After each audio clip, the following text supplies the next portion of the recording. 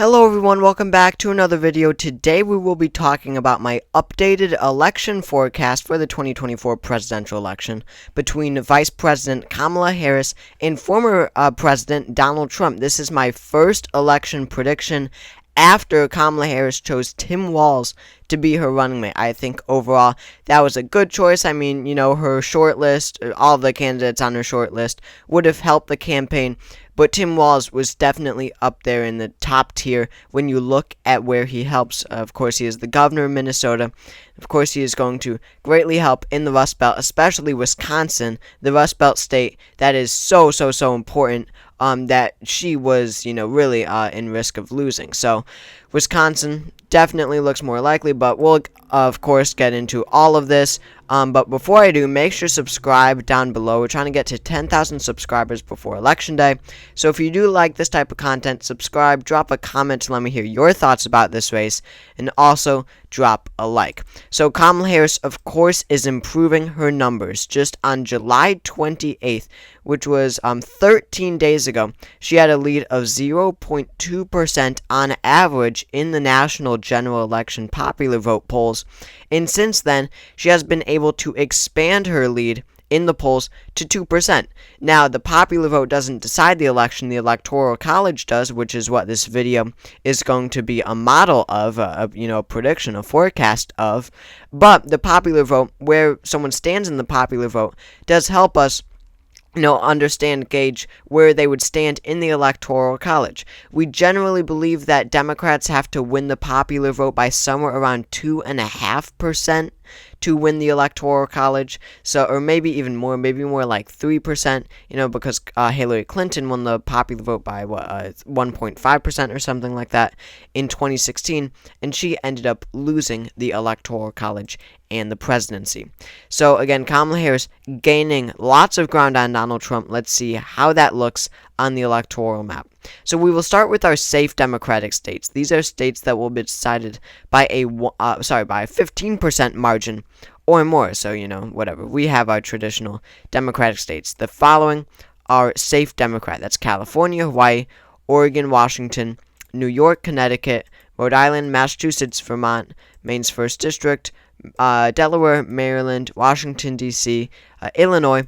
And for the first time in a while, I'm putting New Jersey as safe. Now, New Jersey only went to Biden by 15.9. So, if Harris loses 1% ground to Trump, then that would become a likely state. But I really think that Harris will do very well when it comes to capturing these Democratic states. I mean, she is, performing very well among minorities and younger voters, right, which are both groups much more prominent as voter blocks in urban areas, which of course are more so in Democratic states.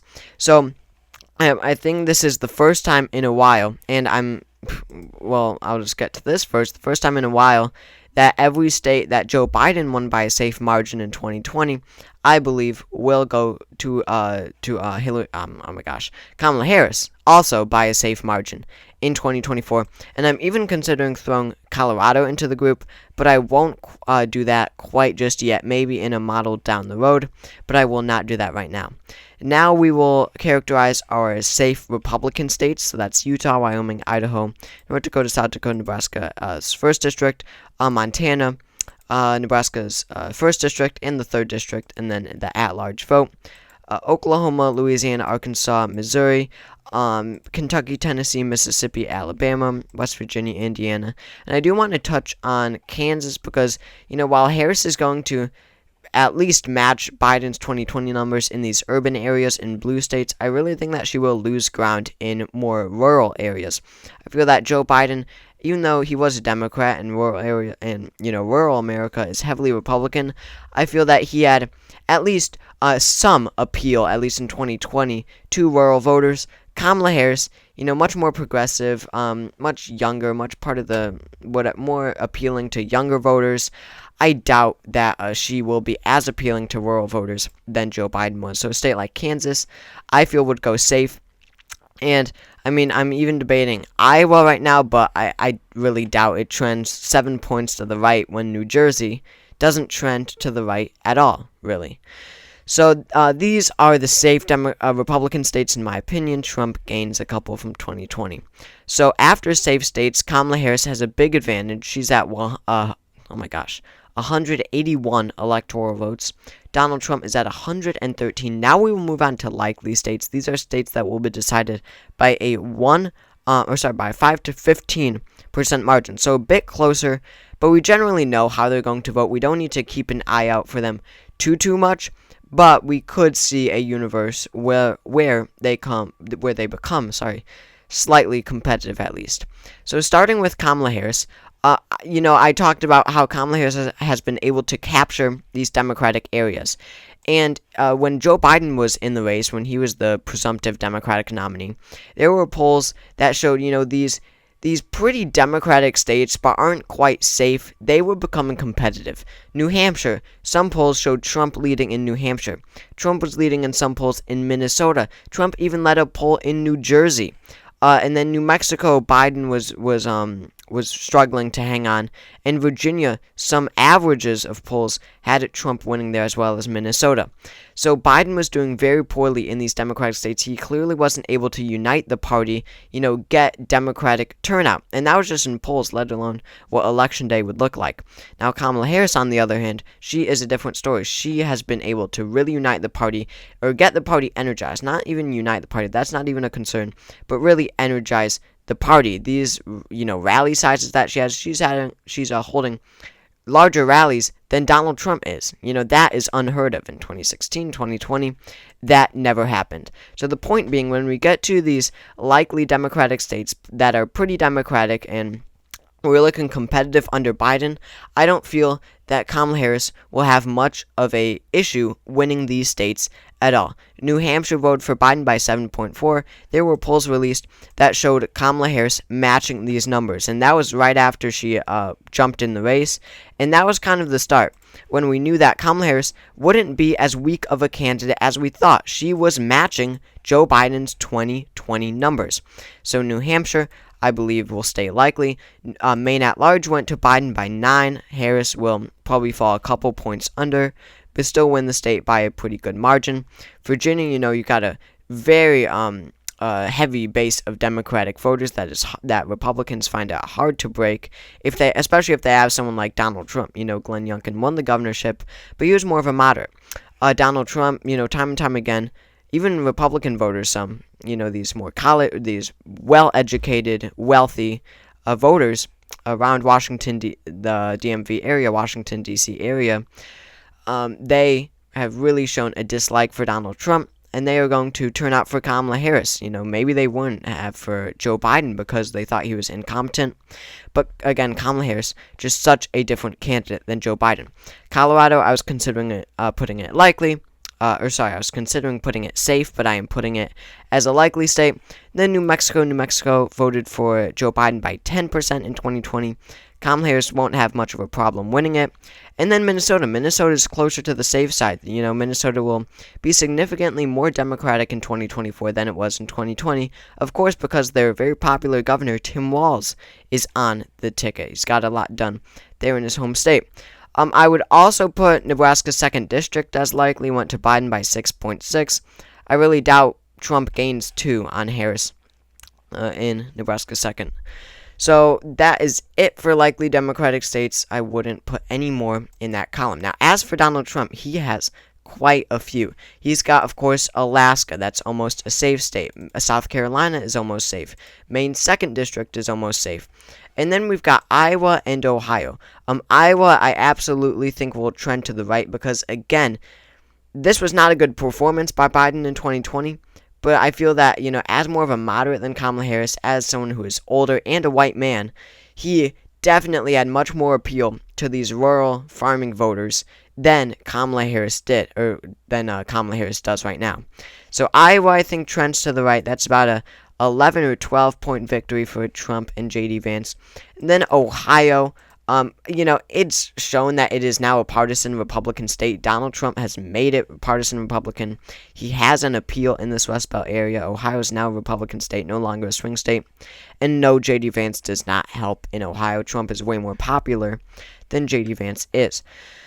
So then, you turn to Texas and Nevada. Now, some people, other election predictors, do have Texas narrowing up. I don't see it. In 2020, you had a surge in suburban white mom, suburban voter turnout around, of course, around the big cities, right, in the suburbs of the big cities, and that was a combination. You got COVID, you got Black Lives Matter, you've got just the unpopularity of Donald Trump. And, the big thing was COVID, of course. It was during the midst of COVID. Americans were hating on Donald Trump. I don't feel that Kamala Harris will, maybe she can replicate those numbers, but I don't think that she will be able to expand on them. I mean, Trump won Texas in 2020 by 5.6%. I don't feel that Kamala Harris is necessarily going to, really have the numbers, right? Have the number of voters. I don't think that she'll be able to increase turnout in these suburban areas that made it pretty close in 2020, right? 5.6 is pretty close for Texas. She just doesn't have enough people. The math doesn't add up. She doesn't have enough people to, make it really anywhere closer, I feel. I don't think that of course, she's not going to win it, but I doubt it can get much closer. And Latino Americans, I mean, I don't know. There's conflicting polling about this, about their reaction to Kamala Harris. She doesn't seem to be that bad, to Latino voters at least. But, I don't know. I don't see it trending to the right, really. Texas, is trending to the left quite a bit. But then kind of became stagnant in 2020, 2022. And I believe it will be in 2024. And then you've got Florida. I mean, Donald Trump, he will run this campaign of Kamala Harris and Tim Walz are the radical left. At least in Texas, Florida, Arizona, and Nevada, because you have high Latino populations. Especially in Florida, many of these Latino voters came from Florida, Cuba, Venezuela, Colombia, where they wanted to escape communist, socialist, left-wing dictators. So Donald Trump, was effectively able to paint this picture of Kamala Harris as the radical left, and I guess Joe Biden as well, in 2020. And that's how he was able to trend the state of Florida to the right from 2016 to 2020. So with Kamala Harris now on the top of the ticket, it wasn't really effective with Joe Biden, I don't think, because he was an old white man who literally is very moderate when it comes to policy. He said he didn't want anything fundamental to change in the nation to a group of donors. It was hard. But now Kamala Harris on the top ticket, younger African-American woman, more progressive than Biden. Trump could absolutely make that case more effectively to Latino voters across the nation. I think that Florida will trend to the right, becomes a likely Republican state. So that is it for likely states. I think that at the end of the day, or after safe and likely states, Kamala Harris and Tim Walz are at 226 electoral votes. Donald Trump, J.D. Vance, narrowly behind 219, a very tight race. And that leaves us with our 7 critical battleground states in 2024. So starting with Kamala Harris and Tim Walz, I definitely believe that they will win the state of Michigan. I don't think that this will be too difficult for them.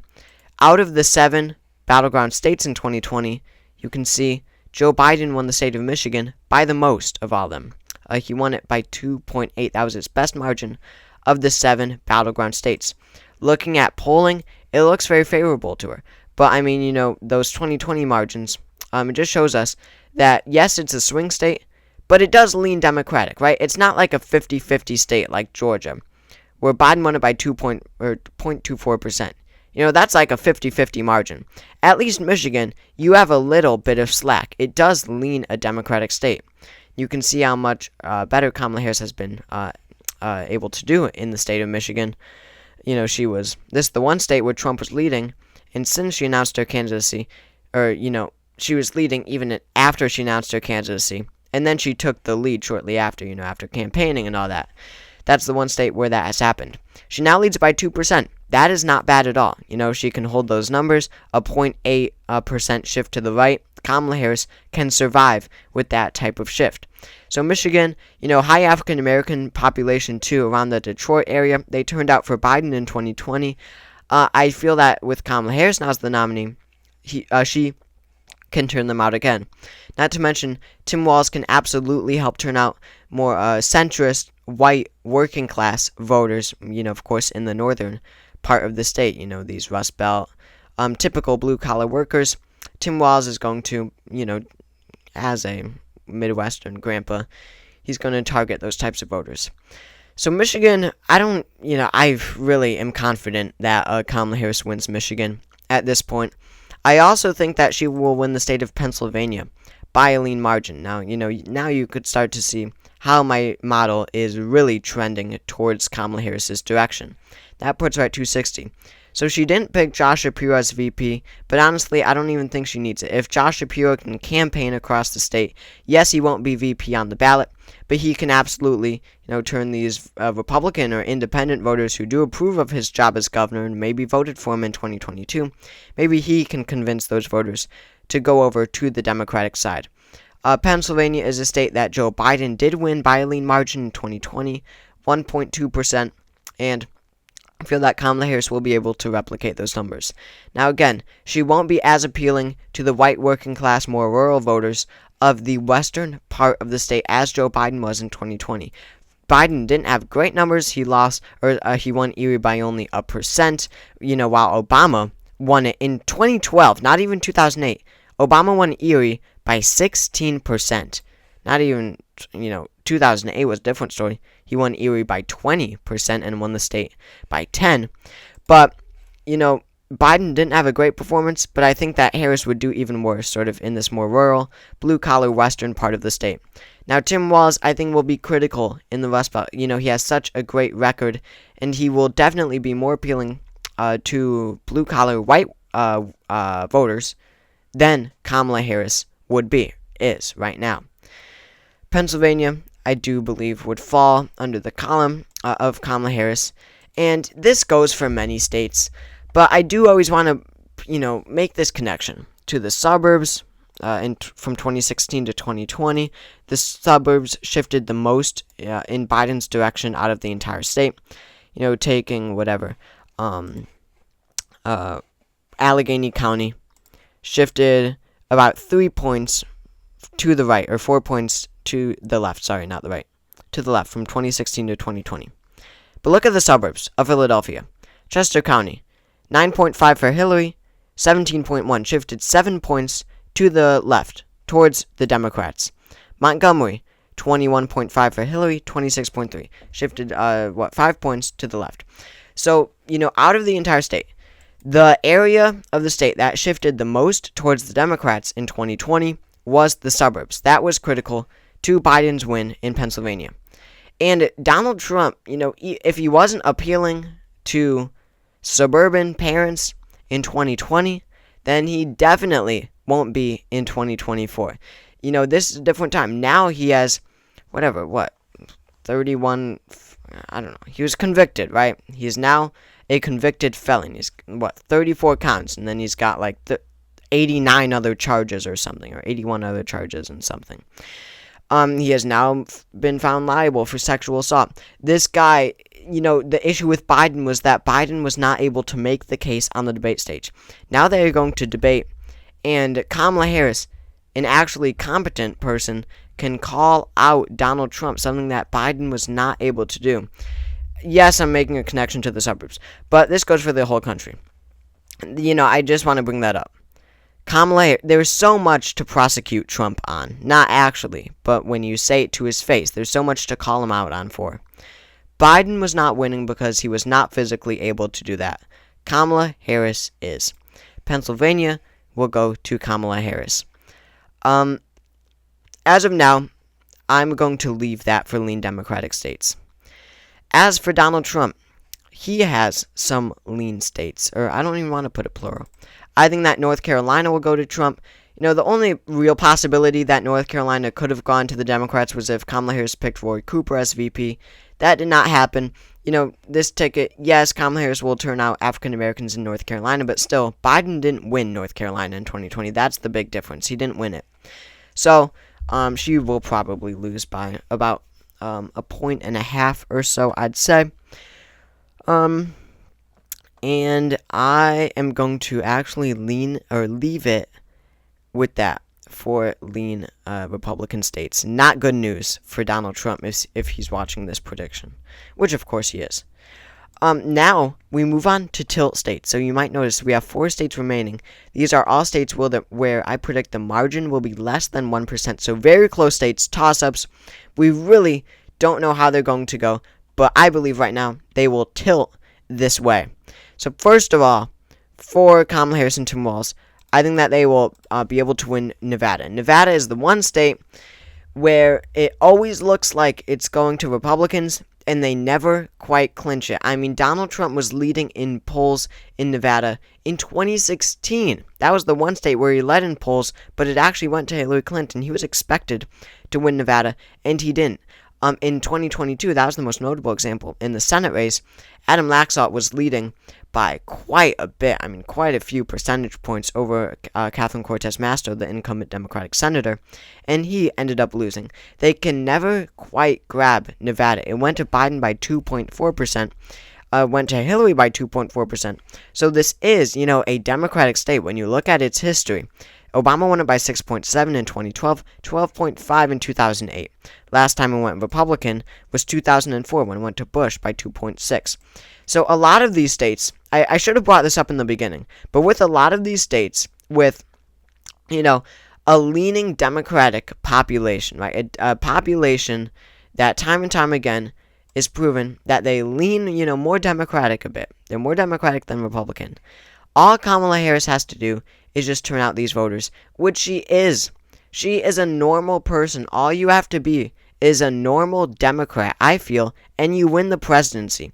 It shouldn't be that hard if you're up against Donald Trump. It really shouldn't be. And Kamala Harris is now the rational, normal person in this race. She's the younger person in this race. So point being, in these states where you've got, more of a Democratic population, all you need to do is be normal and you win the election. Nevada, I feel, goes to Kamala Harris. Wisconsin, I feel, goes to Kamala Harris and Tim Walz, and they win the election. Tim Walz, as I said in the beginning, definitely plays a huge part in this state. He will be able to turn out these, more white centrist voters who are pretty unsure about Kamala Harris. He will be able to lock in those voters. Again, you've got the suburbs, you've got the cities, you just need to run up your numbers there, and it will not be that hard. Just replicate what Biden did in 2020, and you win the election. So that leaves Arizona and Georgia. This is tough. Georgia was the smallest, tied basically with Arizona, with the smallest margin in 2020. Joe Biden only won it by 0.24%. And you've got the African American voters, right, around Atlanta. I don't know if Harris will, I guess she would be able to replicate the Biden 2020 numbers. But I do think that there will be losses. I think that there will be losses among the very prominent in this state, and Arizona too. The prominent block of voters who are Republicans but didn't like Trump. As a moderate Democrat, as a, very old and white, Joe Biden was able to appeal and win over these more centrist, traditional, conservative Republican voters. Again, they're prominent in Georgia and Arizona. Kamala Harris, it's simple. She won't be able to do that. She really won't. She just won't. Maybe some, but very, very few. There will be too many losses for Kamala Harris. And I don't even know if she's going to really put that much time into Georgia, because she really doesn't even need it. So yes, it does depend how she campaigns across these states. But right now, I have Georgia going till Republican. Arizona, I am very, very torn on. I don't know how to put Arizona right now. I would say, she held a rally yesterday. It was huge. There's so much energy in Arizona like we really have never seen for Democrats in decades upon decades. I don't know the last time. But, geez, I don't know where to put it right now, to be completely honest. But I guess right now, again, we do have moderate Republicans in the state. I doubt Kamala Harris can win those. But you've got a high Latino population here. It's tough. It really is tough. Right now, I'm going to say that, I would say right now that Donald Trump is narrowly favored to win the state. I mean, especially looking at polling, out of the swing states, he really doesn't look that great in Arizona. Or she doesn't look that great. It's tied, but, she's got a lead in Nevada, she's got a lead in Michigan, she's got a lead in Pennsylvania, she's got a lead in Wisconsin. But I guess I'll just go with polls here. He leads by 0.1% right now. I guess that's how I'll put it. So this is but I don't know. Arizona is so tough. I'm really pretty confident on all the others. I don't know about Arizona right now. So, don't take my word on Arizona. I'm just guessing on that one. But it is a very close race. Kamala Harris wins the blue wall in the Rust Belt, as well as Nevada. That gives her 276 electoral votes. Donald Trump wins 262. So it still is a close race, of course, obviously. And yeah, this is my current election forecast. So thank you all for watching this video. If you enjoyed, make sure to subscribe down below. We're trying to get to 10,000 subscribers before Election Day. Drop a comment, and I will see you all next time.